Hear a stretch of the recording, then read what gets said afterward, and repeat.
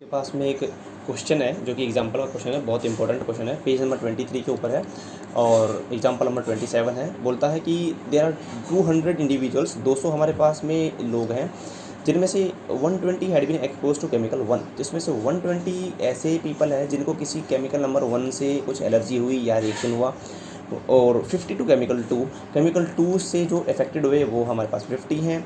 और बोला गया कि 32 बोथ द केमिकल्स, और 30 लोग ऐसे हैं जिनको दोनों केमिकल से अफेक्ट हुआ। ठीक है, हमको बोला गया है हमें ये पता करना है कि find chemical C1 but not chemical C2। हमें वो लोग पता करने हैं जो केमिकल C1 से अफेक्ट हुए हैं बट C2 से नहीं हुए हैं। सेकंड केस में C2 से हुए हैं लेकिन C1 से नहीं हुए हैं, और फिर थर्ड केस के अंदर C1 या फिर C2 दोनों में से किसी से भी हुए हैं। देखो, इसको पढ़ना बड़ा आसान है। एक बार मैं इसको सेट थ्योरी के अंदर लिख देता हूँ। C1 बट नॉट C2 यानी C1 minus C2, C2 but not C1 यानी C2 minus C1, and C1 और C2 यानी C1 यूनियन C2। ये आप लोगों को पता करना है। ठीक है, एलिमेंट्स आप लोग ऊपर ध्यान रखना।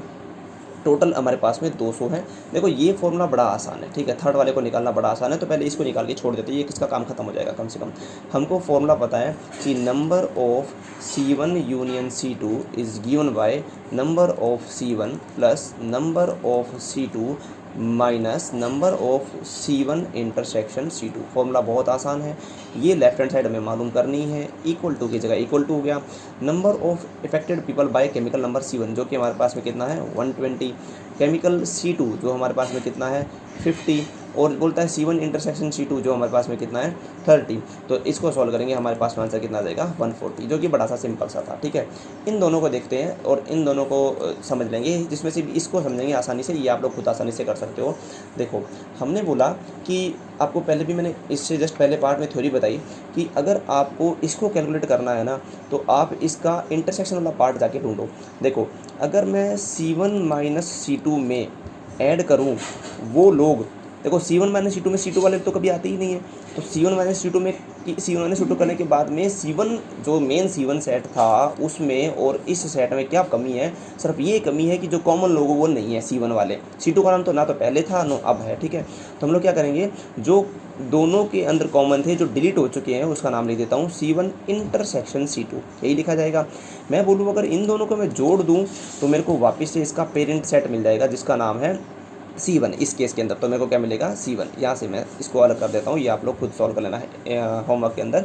अब C1 माइनस C2 को देखो, अगर बोलूँगा number of people of C1 minus C2 plus number of people of C1 intersection C2 निकालना है, तो number of people of C1 मेरे को मिल जाएगा। ठीक है, ये मेरे पास में थ्योरी है जो मैंने आप लोगों को बताई थी इससे पहले वाले पार्ट के अंदर भी। ये पार्ट हम लोगों को पता करना है, that is the question mark. ठीक है, C1 माइनस C2 हम लोगों को मालूम नहीं है, तो ये इंप्लाइज का साइन है। प्लस की जगह क्या आ जाएगा, plus number of C1 intersection C2। C1 intersection C2 का मतलब है वो लोग जो C1 और C2 दोनों से इफेक्टेड हुए थे, जिसकी वैल्यू हमारे पास में 30 है। तो मैंने यहाँ पे क्या लिख दिया, 30 is equal to number of affected people by C1। C1 की वैल्यू हमारे पास में ऊपर से देखो कितनी है आपके पास में 120 है, तो मैंने यहाँ पे क्या रख दिया 120 रख दिया। अब जब 120 को 30 को तो मैं लेके जाऊंगा तो मेरे को मिलेगा number of C1 minus C2 is equal to total कितना मिलेगा 90 मिलेगा। That is your final answer. अब एक बार इसको भी कर लेते हैं जल्दी से। C2 माइनस C1 निकालना है तो कुछ नहीं करना है, number of C2 minus C1 plus number of C2 intersection C1 is equal to number of C2। ये हमारे पास में फॉर्मूला रहेगा। ठीक है, इसको हम लोग number of C2 minus C1 तो मुझे पता नहीं है, तो मैं इसको एज इट इज छोड़ देता हूँ, इसको पता करना है, plus number of C2 intersection C1, और जो कि वैल्यू ऊपर दे रखी है मेरे पास में कितनी है 30, तो मैंने पुट किया 30 इक्वल टू की जगह equal to number of C2 कितने हमारे पास में 50 है सिर्फ। अगर 50 है जब राइट साइड में ले जाऊंगा तो ये मिलेगा number of C2 minus C1 is equal to कितना हो जाएगा 20, and that is your final answer. आप बता सकते हैं कि भाई हमारे पास में ये लोग C1 से हुए लेकिन C2 से इफेक्ट नहीं हुए, ये लोग C2 से हुए लेकिन C1 से इफेक्ट नहीं हुए, और ये लोग या तो C1 से हुए या फिर किससे हुए C2 से हुए। तो ऐसा करके हम लोग इजीली क्वेश्चन को फाइंड कर सकते हैं।